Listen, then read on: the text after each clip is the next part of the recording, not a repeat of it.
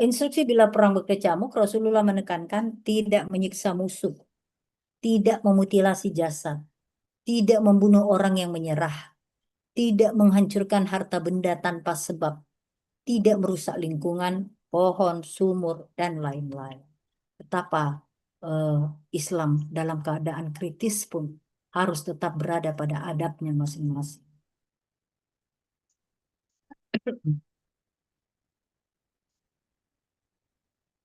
Ini Abu Jahal juga berdoa kepada Allah. Kan memang mereka mengakui Tuhan tapi nggak mau diatur sama Tuhan. Dia berdoa, ya Allah, siapakah di antara kami yang eh maaf, ada Allah tapi dia mensyarikatkan gitu. Ya Allah, siapakah di antara kami yang lebih menyambung silaturahmi dan membawa kebenaran? Kami atau Muhammad? Maka binasakanlah pembohong dari kami hari ini. Dari perilakunya sudah tampak bahwa mereka ini orang-orang yang berlogika kan, tapi tidak beradab. Jika kalian orang-orang kafir memohon keputusan kemenangan, maka sungguh telah datang keputusan itu kepada kalian. Dijawab di Al-Anfal ayat 19. Dan jika kalian berhenti dari memusuhi Nabi, maka itulah yang lebih baik bagi kalian. Tapi jika kalian kembali memeranginya, kami pun akan kembali memberi pertolongan kepada Rasulullah ya. Dan kelompok kalian sekali-kali tidak akan berguna bagi kalian, meskipun jumlahnya banyak. Karena sesungguhnya Allah beserta orang-orang mukmin. Perang dimulai. Al-Aswad bin Abdul Asad dari kaum Quraisy sudah berhadapan nih dua grup, dua kelompok, dua pasukan. Dia keluar dari barisannya, sombong sekali. Dengan niat menodai dan merusak sumur kaum muslimin. Gak ada sumur tempat lain. Dia bersumpah, aku akan meminum air dari sumur itu, atau aku akan merusaknya, atau aku akan mati di dekatnya. Sebelum sampai ke sumur, Hamzah bin Abdul Muthalib, paman Rasulullah Shallallahu Alaihi Wasallam, maju menyambutnya. Terjadi duel 1 lawan 1. Hamzah menebas kaki Al-Aswad hingga putus. Meski terluka parah, Al-Aswad merangkak mendekati sumur seperti idenya ya, merusak. Nah, itu. Tapi akhirnya tewas sebelum mencapai tujuan.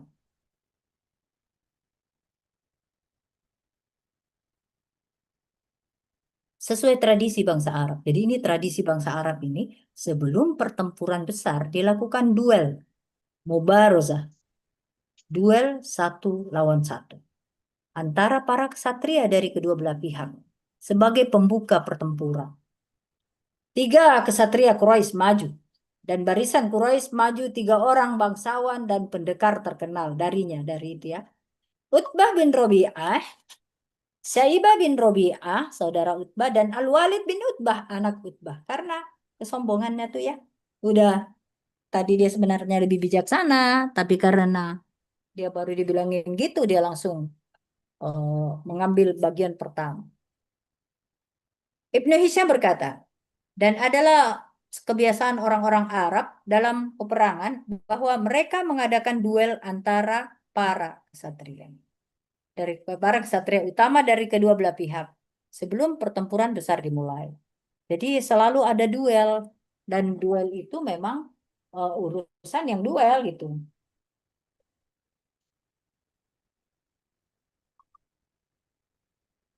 Uh, Ibnu Katsir Al-Bidayah wa Nihayah mengatakan tradisi bangsa Arab dalam perang adalah mengawali pertempuran dengan duel antara para ksatria masing-masing pasukan.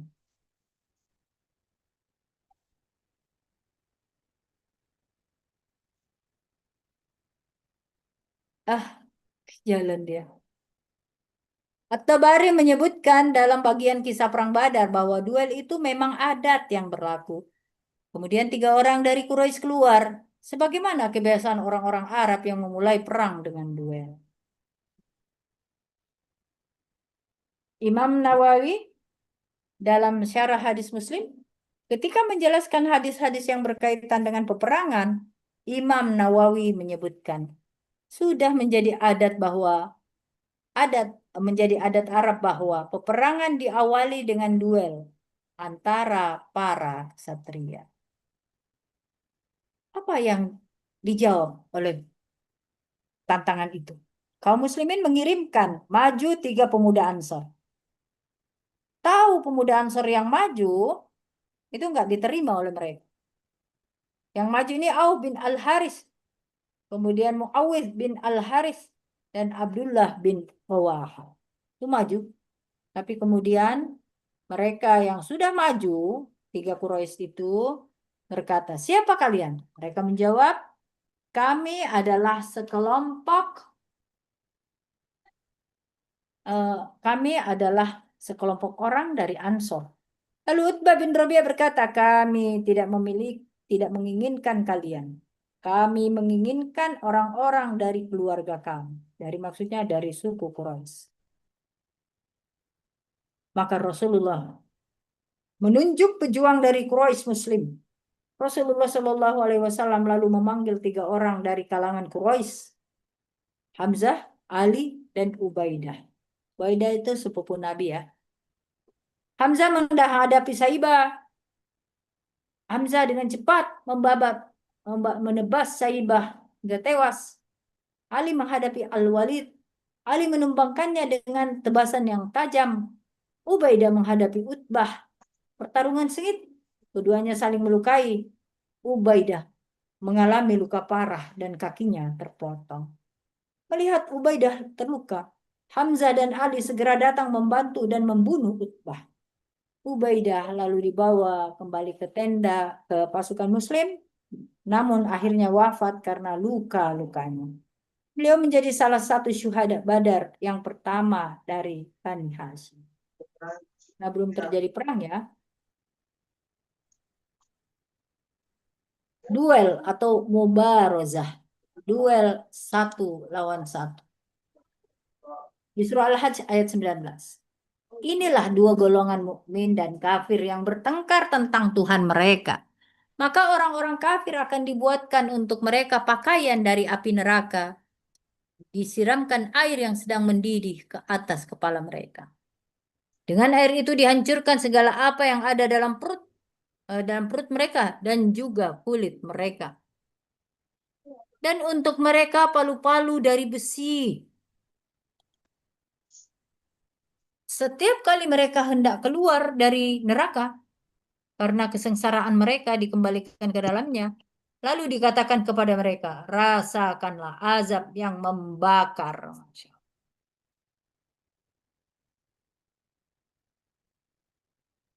Kemudian Al-Hajj 24 dikatakan, sesungguhnya Allah akan memasukkan orang-orang yang beriman dan mengerjakan amal soleh ke dalam surga-surga yang mengalir di bawahnya sungai-sungai. Ini pemahaman yang sudah ada di di Mekah. Sehingga waktu masuk ke Madinah sudah lebih ringan. Dipahami maksudnya. Di dalamnya mereka diberi perhiasan gelang-gelang dari emas dan mutiara dan pakaian mereka di dalamnya adalah sutra. Dan mereka diberi petunjuk kepada ucapan-ucapan yang baik dan ditujukan pula kepada jalan Allah yang terpuji. Eh, Perang. Bu Lela, uang baruku Bu Lela. Bu Lela. Oke, lanjut. Perang terbuka. Serangan terbuka. Perang terbuka artinya 2 pasukan saling berhadapan. 1 banding 3. Jadi kalau kita membuat sebuah eh, apa namanya panjang, misal 25 cm, maka atau kita punya keramik, di antara 3 keramik, 1 keramik dibandingkan 1 keramik banding 3 keramik, nah, itu sepertiga daripada pasukan itu. Rasul memimpin pasukan Muslim dan Abu Jahal memimpin pasukan musyrik. Pasukan musyrik menyerang dengan bertubi-tubi. Kita lihat dulu, harusnya ininya dulu. Apa? Duelnya. Oh, sudah duelnya tadi ya. Saat pasukan Quraisy mulai mendekat, Rasulullah Shallallahu Alaihi Wasallam mengambil segenggam tanah atau kerikil, lalu melempar ke arah musuh sambil berkata, wajah-wajah itu akan binasa. Keajaiban terjadi. Allah menjadikan lemparan kecil itu menjangkau seluruh barisan musyrikin. Masuk ke mata mereka, kedua hidung dan mulut mereka, membuat mereka kacau dan takut. Maka bukanlah kamu yang membunuh mereka. Akan tetapi Allah yang membunuh. Ini bahasa spiritual. Kita dibuat tidak berdaya dengan pernyataan-pernyataan Allah bahwa Allah yang kuasa dan memang kita tidak berdaya. Dan bukan engkau yang melempar ketika engkau melempar, tapi Allah yang melempar. Dan Allah membuat demikian untuk memberi cobaan yang baik kepada orang-orang mukmin. Cobaan tetap ada, tapi tujuannya berbeda. Sungguh Allah Maha mendengar, lagi Maha mengetahui. Kemenangan bukan karena kekuatan atau keadilan pasukan Muslim, tetapi karena intervensi langsung dari Allah. Ini menanamkan sikap tawakal, tidak sombong, dan bersandar sepenuhnya kepada Allah dalam segala urusan. Dan bukan engkau yang melempar ketika engkau melempar. Apa tafsirannya? Bahwa Rasulullah memang secara fisik melemparkan segenggam debu di arah musuh. Tapi yang menjadikan lemparan itu berdampak luar biasa mengenai seluruh musuh dan menyebabkannya adalah Allah.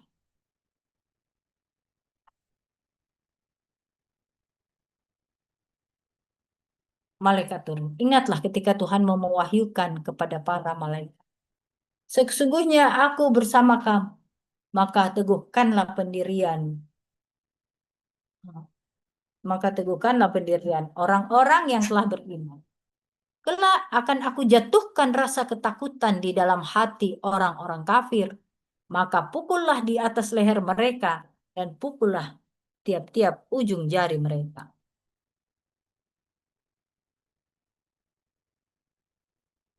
Malaikat turun. Bukankah cukup bagimu bahwa Allah menolongmu dengan 3.000 malaikat yang diturunkan? Niscaya Allah akan menolongmu dengan 5.000 malaikat yang baru.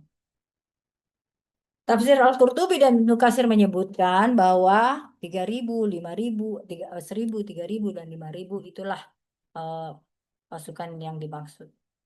Malaikat memiliki tanda khusus seperti lihat, ikat kepala, dan sorban. Sementara Tabat berkata, ketika aku mengejar seorang musyrik, tiba-tiba aku mendengar suatu cambuk di atas kepala. Dan suara penunggang berkata, majulah wahai Haizum. Lalu aku melihat musuh itu terjungkal. Saat aku melihat ternyata hidung dan wajahnya telah luka seperti terkena cambuk. Aku tahu bahwa ia telah dibunuh oleh malaikat Jibril. Haizum adalah nama salah satu malaikat yang turun dalam perang Badar. Malaikat Jibril datang kepadaku dan berkata, bagaimana engkau menilai para sahabatmu yang ikut perang Badar? Aku berkata, mereka adalah sebaik-baik kaum. Maka Jibril berkata, begitu pula kami para malaikat yang ikut turun pada hari Badar.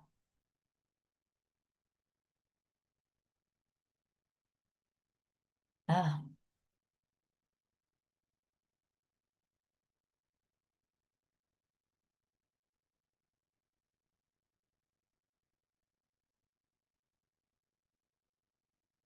setelah pasukan Quraisy semakin dekat, itu kan dua pasukan besar nih bertemu.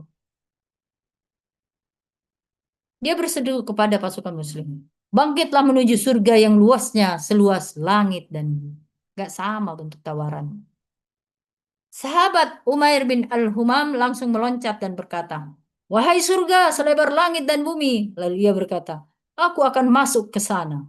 Ia makan beberapa biji kurma lalu melemparnya dan langsung maju pertempuran. Abdullah bin Aus, Auf bin Al-Haris mendekat kepada Rasulullah. Ia berkata dengan sungguh-sungguh, wahai Rasulullah, apa yang membuat Rob kita tersenyum kepada hambanya? Rasul menjawab, jika ia masuk ke dalam medan pertempuran tanpa memakai baju besi. Dirinya hanya menyerahkan diri kepada Allah. Reaksi Auf, begitu mendengar, Auf langsung melepaskan baju besinya, maju ke medan pertempuran hanya dengan pedang, tanpa pelindung apapun. Ia menerobos barisan musuh dengan penuh keberanian, hingga akhirnya gugur sebagai syahid bersama saudaranya, Muawiyah bin Al-Harith. Dan ingatlah ketika setan menjadikan mereka memandang baik, iblis lari dari ini. Iblis itu ikut lagi. Jadi setelah ikut di Darun Nadwa, ikut lagi di sini. Dan tapi dia menyamar sebagai Suroko. Waktu ia melihat malaikat, si iblis, ia langsung lari ke belakang dan dia berteriak, sesungguhnya aku berlepas diri dari kamu, aku melihat apa yang kamu tidak lihat. Itulah karena dia melihat malaikat. Sesungguhnya aku takut kepada Allah dan Allah sangat keras siksa.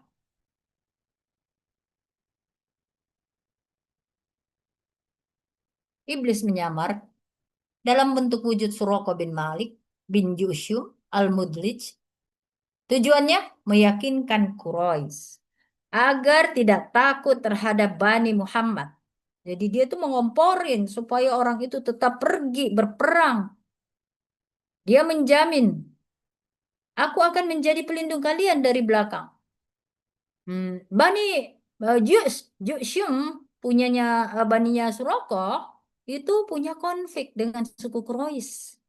Maka dengan ikutnya Bani Suroko, eh, kaum Quraisy yang tinggal di Makkah otomatis tidak mendapatkan serangan. Sebenarnya itu yang ditakutkan waktu berangkat. Jadi itu tujuan daripada dia berubah menjadi Suroko. Doa, eh,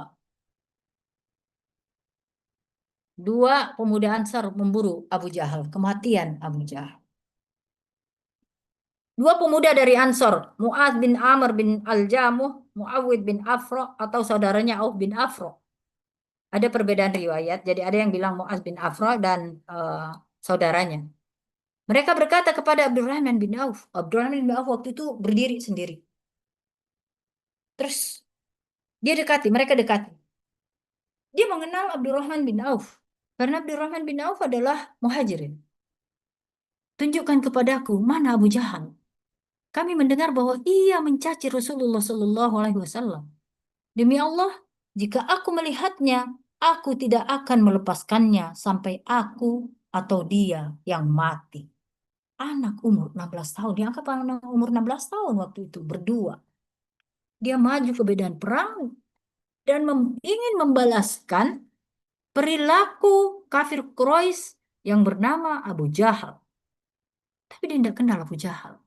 Maka itu dia minta bantuan dari Abdurrahman bin Auf. Lalu Abdurrahman bin Auf ketika berdiri dan mendengar harapan daripada eh, dua orang ini, dia berkata, carilah maaf. Jadi sementara perang berlangsung dia kalau Abu Abdul Rahman bin Auf berkata, kalau kamu ketemu orang yang semua pakaiannya besi, tinggal matanya saja dan kudanya pun besi, maka itulah Abu Jahal. Tidak berapa lama Abu Jahal itu dikelilingi 10 pasukan yang melingkar, ada berapa lapis. Itu dia, kata Abdurrahman bin Auf. Dua-dua ini langsung melesat masuk, menerobos pertahanan Abu Jahal. Sampai akhirnya satu terbunuh. Yang satunya maju. Dia keluar. Karena tangannya itu menjuntai-juntai. Di pangkal tangan, pangkal lengan atas. Menjuntai-juntai. Itu ditebasnya dulu, baru masuk lagi. Sampai akhirnya Abu Jahal jatuh. Jadi setelah itu perang hampir usai. Rasul berkata, cari Abu Jahal di antara orang-orang yang terbunuh. Aku tidak merasa tenang sebelum kalian memastikan nasibnya. Abdullah bin Mas'ud menemukannya sekarat, belum mati. Ini udah sekarat. Saat hendak membunuhnya, Abu Jahal masih sempat bertanya, kepada siapa kemenangan hari ini? Abdullah menjawab, kepada Allah dan Rasulnya. Lalu Abu Jahal berkata, engkau telah naik tinggi, wahai